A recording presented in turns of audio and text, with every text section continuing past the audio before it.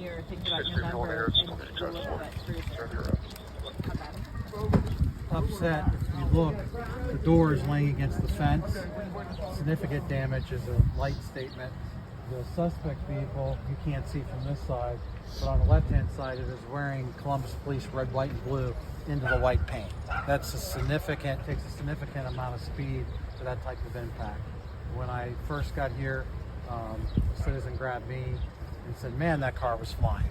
I mean, it's very frustrating, to say the least, to have this continued over and over again. As you've heard, that this car was already stolen, and yes, it happens to be a Kia. It's not Kia's fault.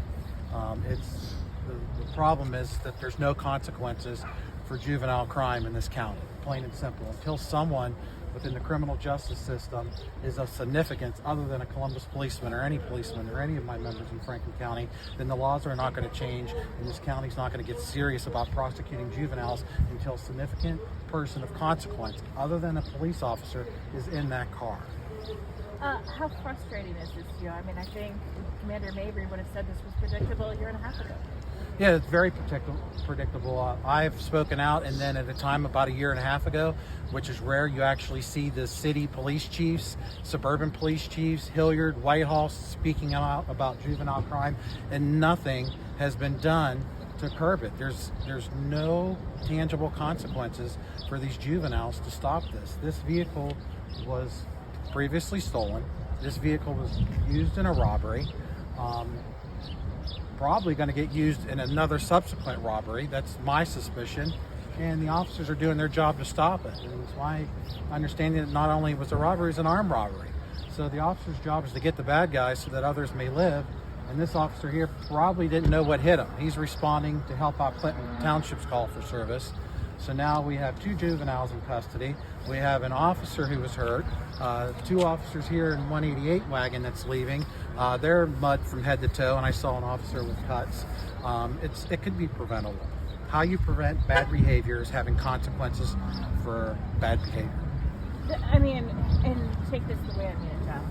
Those cars are built to take a crash like that. Can you imagine if there was a mom with kids in a small car? Correct. It would have been horrible. Absolutely. Those cars are built to take impact. Thankfully, it's a police officer in there and not an average citizen, because we're held to a higher standard. We're expected. We're a tangible resource, especially, I'll say that, especially within the criminal justice system, because we're going to have 10 times the coverage, 10 times the people out here if that was a mom with her child on the way to Northern Lights. When I first got here, there was no less than over 20 cruisers. So for the last 2 hours, the citizens of Franklin County, because there was Franklin County Sheriff's deputies tied up in this, Mifflin, Clinton, and Columbus, all had to go without calls for service because of juveniles. I don't know their previous convictions. It wouldn't surprise me that this is not their first rodeo. But the thing is, there's not a message out there, Lacey, to the citizens, to the juveniles, that they need to stop this type of crime. If you look on the back of that car, I'm just making an assumption, it says Air Force veteran with the Vietnam. So it's probably some vet's car that now he's not going to have a car to drive. So yeah, I'm pretty upset about it. It needs to stop.